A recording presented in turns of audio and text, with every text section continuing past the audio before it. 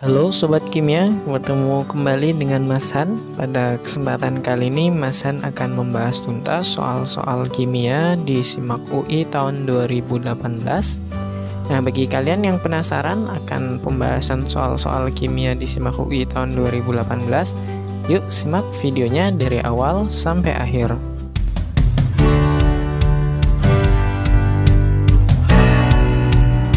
Soal nomor 46. Suatu ion dari unsur Z memiliki konfigurasi elektron 1s2, 2s2, 2p6. Ion tersebut adalah... Untuk soal nomor 46 ini nggak bisa dijawab ya, sebab ketika ditanya bentuk ion dari Z, di sini nomor atomnya tidak diketahui ya, nomor atom Z-nya berapa. Nah, maka bisa menghasilkan banyak kemungkinan. Nah, misalkan nomor atom Z-nya Mas Han buat 8. Nah, kalau dicek dari konfigurasinya, di sini ion Z itu kan punya 2, 4, 10. Nah, artinya kalau 8 menjadi 10, kan dia menangkap 2 elektron. Karena menangkap 2 elektron, maka Z akan membentuk ion Z2-. Tapi kalau nomor atom Z-nya 9 biar jadi 10, berarti dia butuh 1, maka menjadi Z-. Kalau nomor atomnya 10, berarti dia sudah bentuk yang stabil gitu ya. Nah, artinya sudah gas mulia ya, ini konfigurasinya nggak ada ionnya. Kalau nomor atomnya 11 kan biar jadi 10, kan berarti kelebihan 1, maka melepas 1 membentuk Z+. Kalau nomor atom Z-nya 12 ini 10 kelebihan jadi Z2+. Nomor atomnya 13 ini akan membentuk Z3+. Nah, artinya ini semua jawaban bisa ya, karena nomor atomnya tidak diketahui. Nah, soal 46 tadi itu ya sama tipenya seperti soal nomor 31 SBMPTN tahun 2017 dengan kode naskah 101. Diketahui nomor atom Z adalah 28. Pertanyaannya, konfigurasi ion Z2+ adalah... Untuk mengetahui konfigurasi ion Z2+, mula-mula kita konfigurasi unsur Z dengan nomor atom 28 ya. Ini 1s2, 2s2, 2p6, 3s2, 3p6. Kemudian 4s2 ini sudah 20, berarti kurang 3d8. Nah, makna dari Z2+ ini berarti unsur Z melepas 2 elektron. Elektron yang dilepas itu yang berada di kulit terluar ya. Berarti yang di kulit terluar ada di kulit 4s. Nah, 2 elektron yang dilepas sehingga konfigurasinya menjadi 1s2, 2s2, 2p6, 3s2, 3p6, 4s0, 3d8, sehingga jawabannya adalah yang C. Nah, yang perlu teman-teman pahami adalah kalau dia bermuatan plus berarti dia melepas elektron, kalau bermuatan min berarti dia mengikat elektron. Nah, jumlah plus minnya itu menunjukkan banyaknya elektron yang keluar atau masuk. Soal nomor 47, unsur X dan Y dapat membentuk senyawa XBr3, YBr3, dan YBr5. Jika nomor atom X dan Y berturut-turut adalah 5 dan 15, pernyataan yang benar adalah... Untuk menentukan pernyataan yang benar terkait senyawa mana yang lebih polar, ya kita tentukan terlebih dahulu sifatnya ya. Mana di antara ketiga senyawa ini yang masuk dalam senyawa polar. Nah, caranya kita konfigurasi dulu nomor atomnya X, berarti 2, 3. Nah, kita ketahui X itu membentuk senyawa XBr3. Nah, diingat-ingat lagi ya, ciri senyawa polar. Ya, cirinya senyawa polar itu yang paling mudah, pertama bentuknya tidak simetris, yang kedua adalah memiliki PeB. Nah, kita cek apakah XBr punya PeB. Nah, cara menghitung PeB itu bisa dilihat dari elektron valensi atom pusat X, elektron valensinya 3, dikurangi PeI, mengikat 3.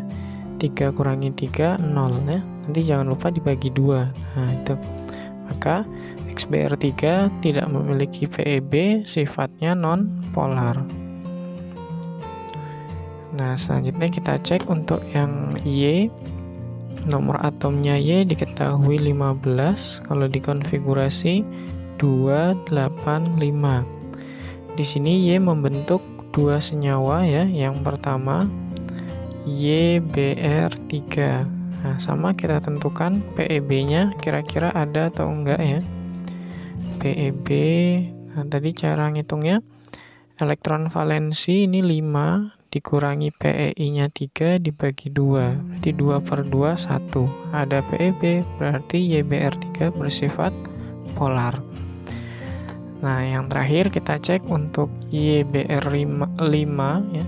YBR5 apakah dia memiliki PEB atau tidak. Elektron valensinya sama 5, PEI-nya 5 dibagi 2, berarti ini 0 ya, tidak memiliki PEB. Artinya kalau nggak ada PEB, sifatnya adalah non-polar. Sehingga di antara 3 senyawa ini yang paling polar adalah YBR3. Maka jawabannya yang sesuai adalah yang C. YBR3 lebih polar dibanding YBR5. Soal nomor 48. Senyawa hidrokarbon dibakar sempurna dengan oksigen berlebih menghasilkan 44 gram karbon dioksida dan 13,5 gram air. Rumus senyawa hidrokarbon tersebut adalah. Untuk mengetahui rumus senyawa hidrokarbon, berarti kita diminta mencari jumlah unsur C dan H yang ada pada senyawa hidrokarbon tersebut. Kita bisa menggunakan konsep stoikiometri, yaitu perbandingan mol sama dengan perbandingan koefisien. Di sini CO2 dan H2O diketahui masanya. Supaya jadi mol, maka perlu dibagi dengan MR ya.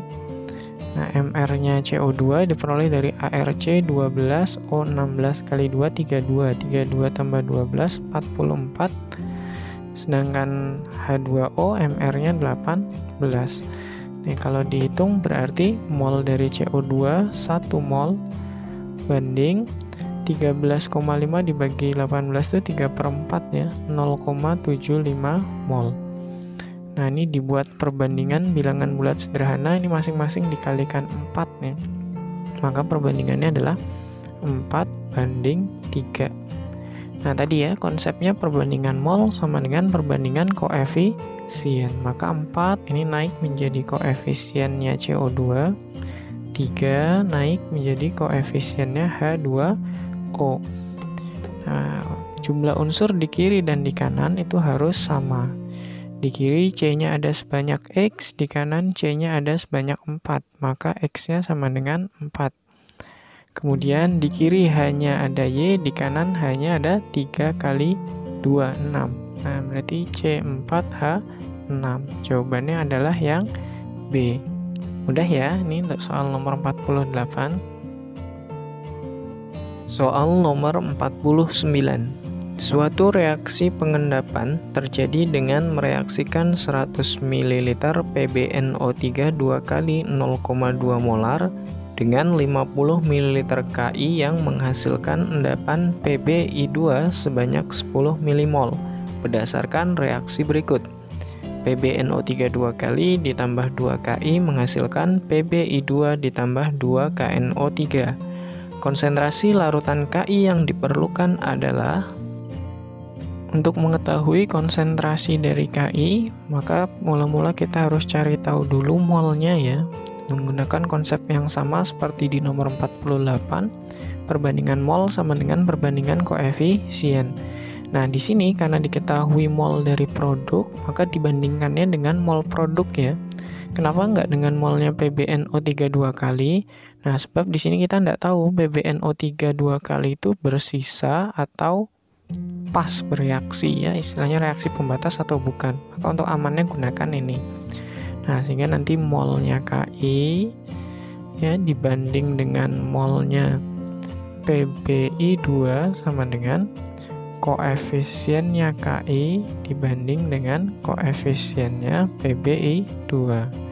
Nah, di stoikiometri itu nggak akan jauh-jauh dari konsep ini ya, perbandingan mol sama dengan perbandingan koefisien. Supaya dapat molaritas, rumus mol dirubah menjadi M kali V.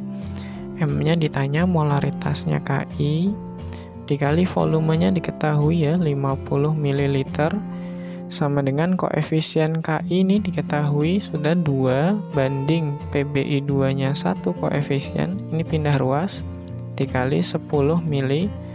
Nah, sehingga nanti kita peroleh konsentrasi dari KI ini, tinggal dicoret-coret. 50 sama 10, nolnya hilang, maka jawabannya 2/5, yaitu 0,4 molar. Jawabannya adalah yang A. Mudah ya ini stoikiometri. Soal nomor 50. Ke dalam sebuah bola basket bervolume 5 liter pada 27 derajat Celcius dengan tekanan 1,2 atm, dimasukkan campuran gas yang terdiri dari 80% helium dan 20% argon. Jika kedua gas dianggap bersifat ideal dan tidak bereaksi, jumlah molekul helium dalam bola basket tersebut adalah. Untuk mengetahui jumlah molekul helium, mula-mula kita tentukan dulu mol helium ya, karena ini merupakan gas ideal ya. Pastikan ini suhunya dalam satuan Kelvin ya nih, sesuai dengan satuan R ini Kelvin. Maka perlu ditambah 273 dari derajat Celcius, 27 ditambah 273, 300 Kelvin. Rumus gas ideal kita ketahui PV sama dengan nRT. Nah, karena di sini ada 2 gas, berarti yang diperoleh adalah mol campurannya. Mol campurannya sama dengan P-nya diketahui 1,2 dikali V-nya 5 liter dibagi R-nya 0,08, ini Mas Han bulatkan saja, dikali 300. Nah, ini untuk mempermudah perhitungannya. Ini kan bisa dicoret-coret nih. Nah, ini 0 sama 0 kan hilang. Nah, kalau 8 kali 3, 24. 12 dibagi 24 itu kan setengah. Nah, berarti ini 0,05 ya. Dibagi 5, berarti mol campurannya itu ada 0,25 mol. Nah, ini jadi kalau dicoret masih ada 20. Nah, seperti itu. 5 bagi 2, 2,5, masih dibagi 10, 0,25 mol. Itu adalah mol campuran. Nah, kita ketahui tadi komposisinya itu kan helium ada 80% banding argon 20%. Berarti perbandingannya itu 4 banding 1. Totalnya 0,25. Ini ada 4 bagian. Berarti mol heliumnya 0,2 banding argonnya 0,05. Nah, setelah dapat molnya, baru kita bisa tentukan jumlah molekul. Jadi rumus jumlah molekul helium itu sama dengan mol dikali dengan L, bilangan Avogadro. 0,2 ini bilangan Avogadro-nya juga dibulatkan. 6 kali 10 pangkat 2, 3. 1,2 kali 10 pangkat 2, 3. Ini karena tadi kita dibulatkan ya, ini kan nilainya diperkecil. Nah, maka jawabannya yang kurang dari 1,2 yang paling mendekati, yaitu 1,17 kali 10 pangkat 2, 3. Jawabannya adalah yang B. Soal nomor 51. Sebanyak 29,6 gram CaOH 2 kali MR-nya 74 dinetralkan dengan larutan HCl berlebih dalam kalorimeter menurut persamaan reaksi berikut. CaOH 2 kali ditambah 2 HCl menghasilkan CaCl2 ditambah 2 H2O. Jika reaksi penetralan tersebut menghasilkan peningkatan temperatur sebesar 5 derajat Celcius Dan kapasitas kalorimeter untuk volume kalorimeter tertentu adalah 150 kJ per derajat Celcius. Kalor penetralan CaOH2 kali dalam satuan kilojoule per mol adalah, dalam kalorimeter ya, rumus delta H reaksi itu rumusnya min Q kalorimeter ini ya ditambah dengan Q larutan karena ini bentuknya larutan. Nah, kemudian dibagi dengan mol Z. Nah, yang ditanya CaOH berarti mol dari CaOH2 kali. Nah, ini untuk rumus Q kalorimeter ini bisa diturunkan kapasitas kalorimeter dikali delta T, sedangkan Q larutan ini massa larutan dikali kalor jenis dikali delta T. Tapi ini kan nggak diketahui nih massa larutannya berapa. Maka ini dianggap 0, artinya larutannya dianggap tidak menyerap kalor, nilainya bisa diabaikan. Nah, tadi di soal itu ada kata kunci mengalami peningkatan temperatur. Nah, kalau ada peningkatan temperatur artinya sistem melepas kalor ke lingkungan eksoterm, ya. Tandanya ini min, sehingga yang A dan B udah pasti salah. Nah, karena ini plus endotherm, tinggal dimasukkan saja nilainya itu. Maka nilai delta H penetralannya min C, kapasitas kalornya diketahui 150 dikali delta T-nya 5 per rumus mol gram per mr ya.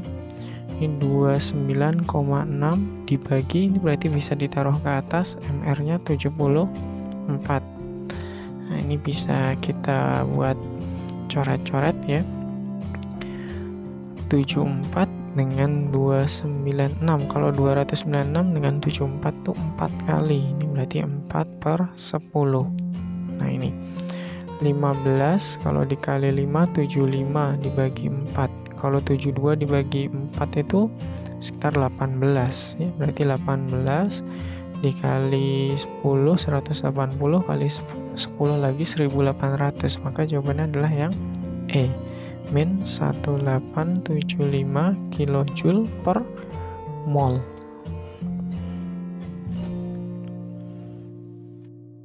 Soal nomor 52. Diketahui KSP BAF2, PBF2, dan CAF2 berturut-turut adalah 1,8 kali 10 pangkat min 6, 3,6 kali 10 pangkat min 8, dan 3,4 kali 10 pangkat min 11. Pernyataan yang benar adalah, untuk mengetahui kelarutan dari ketiga senyawa ini ya dalam larutan HF atau NaF, kan kalau dilihat jumlah ionnya sama. BaF2 jumlah ionnya 3, PbF2 jumlah ionnya 3, CaF2 juga jumlah ionnya 3, dan ion sejenisnya adalah F2 sama semua. Nah, maka kelarutan terbesar ya cukup kita lihat dari KSP-nya saja secara langsung ya. Yang paling besar siapa? Oh, BaF2 10-6.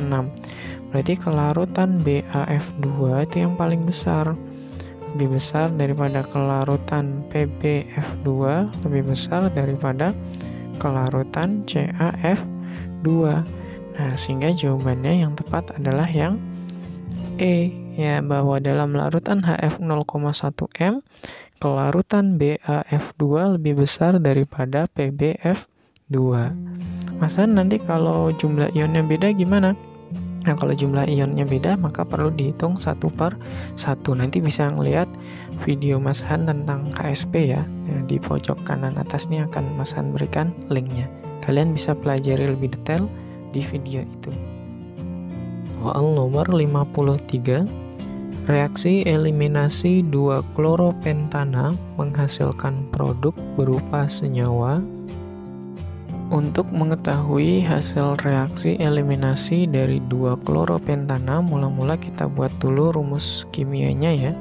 Pentana berarti C-nya ada 5, 1, 2, 3, 4, 5. Kemudian ada Cl di nomor 2.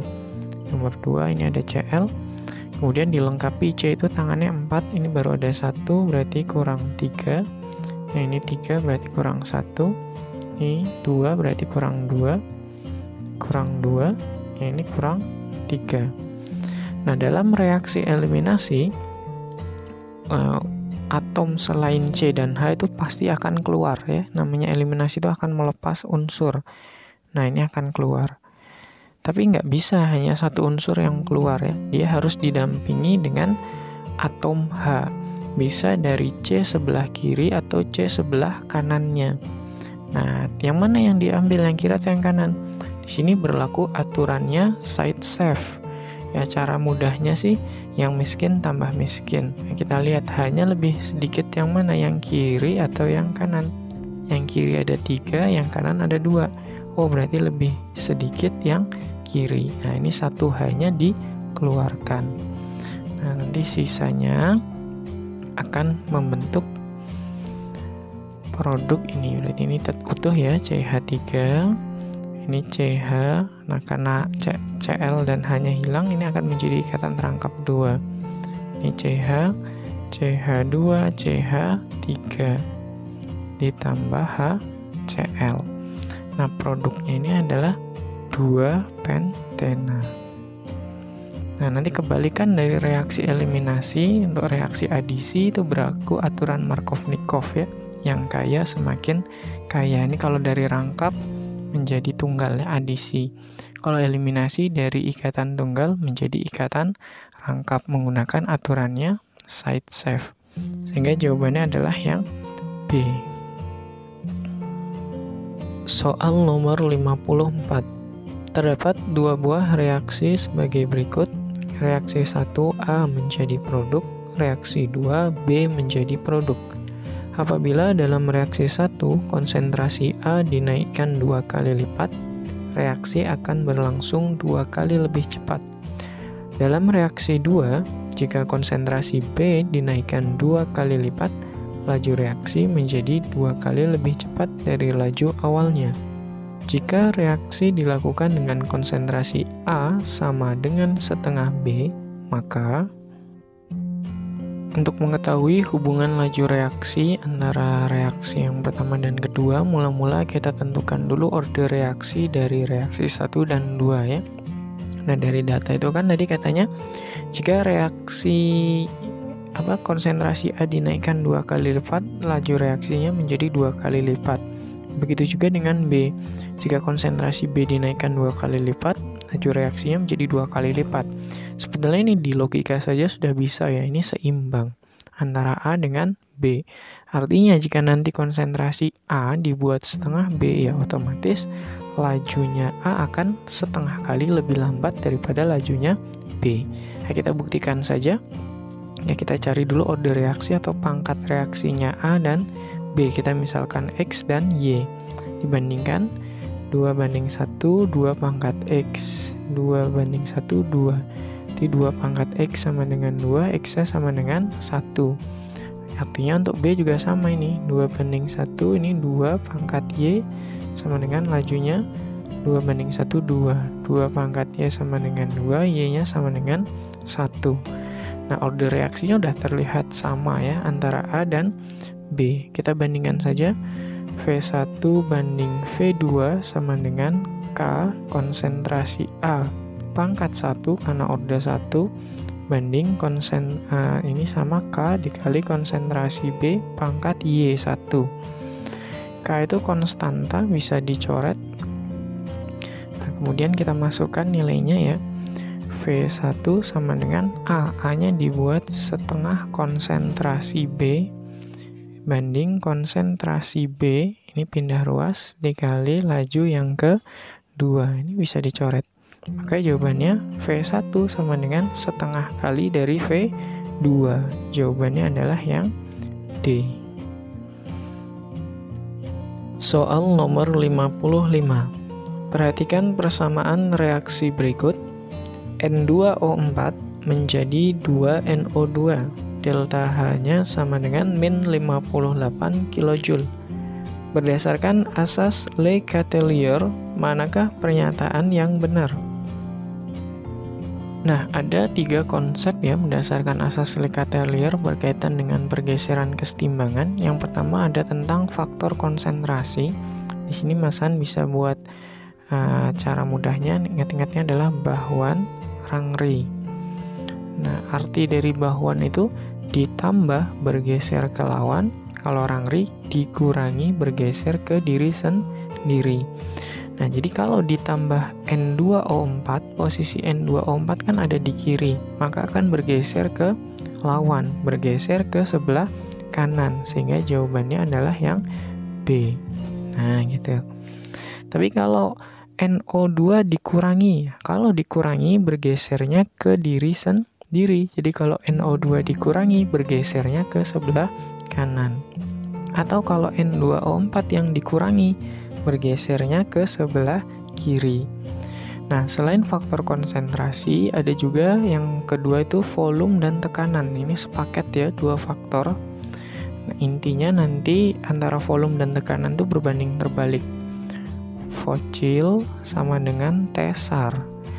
Maksudnya kalau volume diperkecil berarti tekanan diperbesar. Ini akan bergeser ke kocil, ke koefisien yang kecil. Sebaliknya kalau volume diperbesar itu sama dengan tekanannya diperkecil, bergesernya ke koefisien yang besar. Misal kalau di sistem ini volumenya diperkecil, maka gesernya ke koefisien kecil, berarti ke sebelah kiri, karena di kiri koefisiennya 1, di kanan koefisiennya 2. Atau yang terakhir ini, kalau tentang suhu, konsepnya adalah nascendo. Panas geser ke endotherm. Jadi kalau reaksi ini suhunya dinaikkan, gesernya ke endotherm. Kita lihat delta H-nya ini negatif, berarti reaksinya exo. Exonya kanan, berarti endonya sebelah kiri. Jadi kalau dipanaskan, gesernya ke kiri. Sebaliknya, kalau suhunya didinginkan, gesernya ke exo, berarti ke sebelah kanan. Soal nomor 56. Sebanyak 10,5 gram suatu elektrolit AX2 dilarutkan ke dalam air hingga 500 ml. Larutan tersebut memiliki tekanan osmotik 12,3 atm pada suhu 27 derajat Celcius. Massa molekul AX2 adalah, untuk soal nomor 56 ya. Kalau ada larutan elektrolit, kita cek dulu ya. Jadi di dalam sifat koligatif itu kan elektrolitnya ada yang kuat, ada yang lemah. Cara membedakannya, kalian lihat ada nggak data alfa atau derajat disosiasi. Kalau ada berarti elektrolitnya lemah, kalau nggak ada berarti elektrolitnya kuat. Nah di sini nggak ada data alfa, maka ini masuk ke elektrolit kuat. Kalau elektrolit kuat, nilai faktor Van Hoff atau I sama dengan N, jumlah ionnya AX2. Berapa jumlah ionnya? Kita lihat A-nya ada 1, X-nya ada 2, berarti jumlah ionnya ada 3. Nah, dalam tekanan osmotik, suhu harus dalam satuan Kelvin. Supaya jadi Kelvin, ini ditambah 273, berarti nilainya 300 Kelvin. Nah, kita masukkan saja rumus tekanan osmotik ya. Pi sama dengan M kali R kali T, karena dia elektrolit, kalikan I. Pi-nya diketahui 12,3, molaritas bisa diturunkan gram per mr, 10,5 per mr yang ditanya, dikali 1000 per volume dalam satuan mililiter, 500, dikali R 0,082, T-nya 300, I-nya tadi 3. Ini bisa dicoret-coret ya. 1000 dengan 500, 2, 0,082 sama 300, ini 8,2. Sehingga nilai MR-nya sama dengan 10,5 kali 2, 21, 8,2 kali 3, 24,6, dikali 3, dibagi 12,3. Nah ini bisa dicoret ya. Ini sama ini coret, berarti masih ada 2. Maka MR-nya 21 kali 6, 126. Jawabannya adalah yang C. Ini kalau dilihat-lihat ya, soal-soal SIMAK UI tahun 2018 itu banyak yang mengadopsi tipe soal SBM tahun 2017. Nah, artinya soal SIMAK ya tipenya mungkin tidak terlalu jauh dari SBMPTN. Itu bisa buat referensi kalian belajar ya. Soal nomor 57. Larutan buffer dibuat dengan melarutkan 200 ml asam asetat 0,15 molar dan 100 ml natrium asetat 0,25 molar. Perubahan pH larutan buffer setelah ditambahkan 50 ml HCl 0,1 molar adalah diketahui pKa asam asetat sama dengan 4,7. Nah, untuk soal nomor 57 ini ya, jadi ceritanya ada buffer asam ditambahkan dengan HCl, itu masuk dalam materi tentang kapasitas buffer ya. Nanti Mas Han akan berikan dua cara, pertama cara biasa, cara reaksi, yang kedua dengan cara base-trig tanpa reaksi. Nah, kita lihat dulu CH3COH ini adalah asam lemah ya, cuka. Asam lemah, sedangkan CH3CONA natrium asetat ini adalah garam. Kita cari tahu dulu molnya ya. Ini M kali V 200 dikali 0,15. Ini ada 30 milimol. Sedangkan natrium asetatnya 100 kali 0,25 25 milimol. Nah, kalau ada nilai pKa, ini supaya menjadi Ka tinggal dibuat 10 pangkat min saja. Nah, ini. Sedangkan HCl ini ada asam kuat. Molnya M kali V 5 milimol. Nah, pertama Mas Han akan membahas dengan cara reaksi. Ya, ini ada asam, maka yang bereaksi kira-kira CH3COH atau CH3CONA. Nah, kan ini jadi pertanyaan juga. Nah, asam nggak mungkin bereaksi dengan asam ya, berarti HCl akan bereaksinya dengan CH3COONA, atau ionnya itu CH3COO-. Nah, itu bahasa konjugasinya. Ditambah HCl, ini akan menghasilkan CH3COOH. Ini Cl-nya keluar. Nah, kemudian dibuat MRS, mula-mula reaksi sisa. Nah, jadi repotnya reaksi itu panjang ya. CH3CO- atau garamnya ini mula-mula ada 25, HCl-nya 5, CH3COH-nya 30. Nah, maka ini akan bereaksi 5, 5, 5. Nah, ini 5. Kiri panah tandanya min, kanan panah tandanya plus. Berarti CH3CO-nya sisa 20, habis, ini 35, ini 5, nggak penting. Nah, rumusnya ya, penyangga itu H plus sama dengan Ka dikali mol asam dibagi dengan mol garam. Nah, tinggal dimasukkan saja. Ka-nya 10 pangkat min 4,7 dikali mol asamnya 35 per 20, atau 10 pangkat min 4,7 dikali 35 dibagi 20, itu adalah 1,75. Nah, ini ya.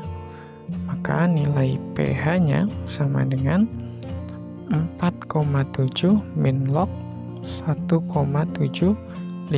Jawabannya adalah yang C. Nah, tapi panjang. Nah, kalau pakai base-trig gimana Mas Han? Bisa ndak? Ya bisa banget ya. Nah, rumusnya penyangga kan tadi dasarnya gini, H plus sama dengan Ka dikali mol asam dibagi dengan mol garam. Nah, ini tinggal modifikasinya di sini. Ini kan ditambahnya asam ya. Nah, jadi asam ketemu asam berarti ditambah. Nah, mol asam kuatnya tadi, ya kalau atas tambah bawahnya kurang. Nah, gitu. Nanti kalau ditambahnya misalkan NaOH, nah berarti mol asam lemahnya dikurangi mol basa. Bawahnya mol garam ditambah mol basa. Nah, gampang. Ka-nya 10 pangkat min 4,7. Mol asamnya tadi kan kita tahu nih 30. Nah, ditambah ini 5.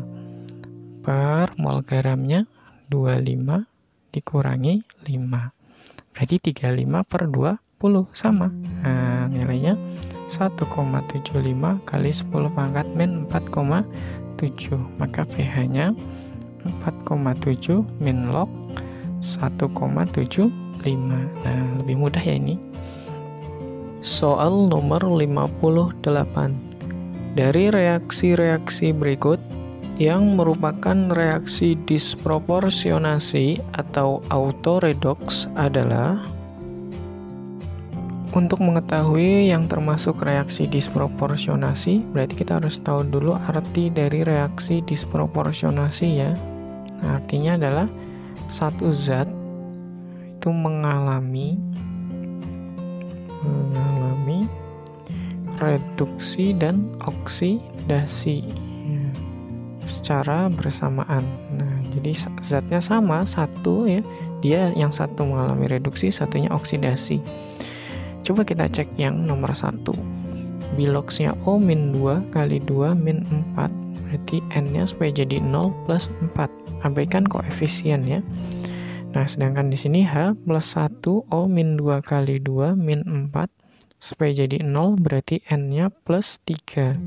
Kalau HNO3 plus 1 min 2 kali 3 min 6 supaya jadi 0 plus 5. Nah, kita lihat biloxnya nitrogen ya. Di sebelah kiri plus 4.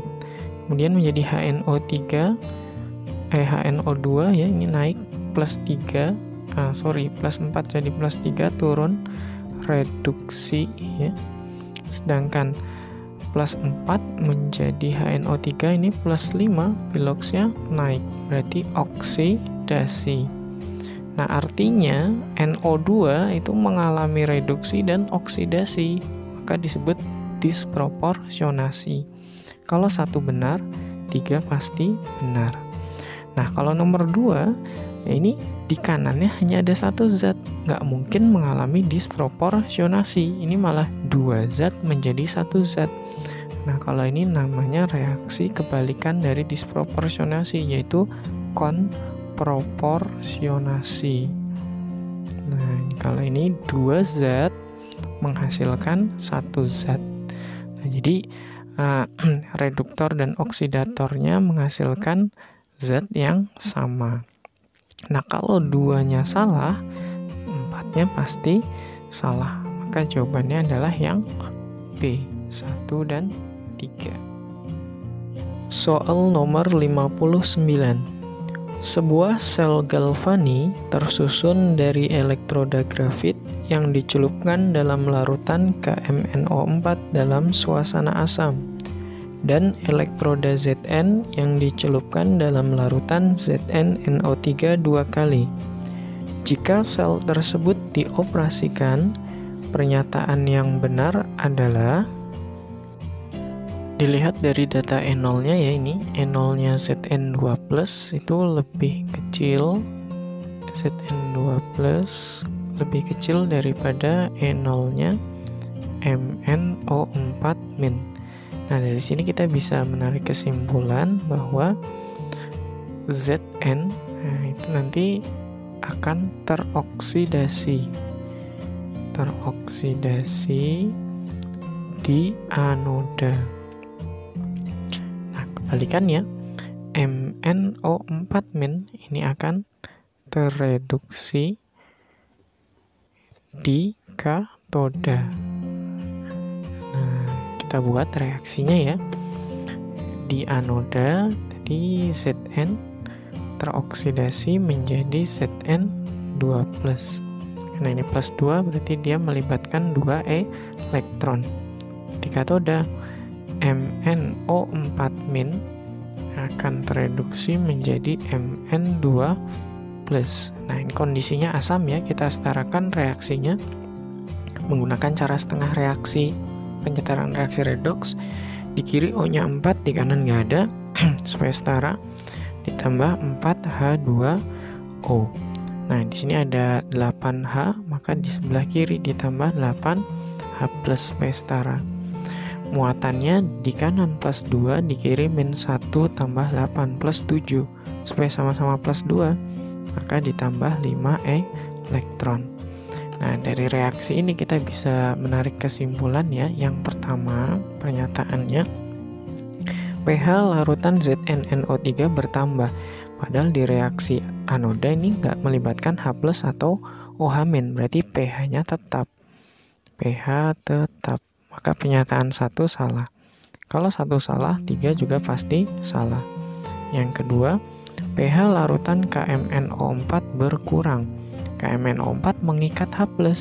Nah, berarti H+-nya berkurang.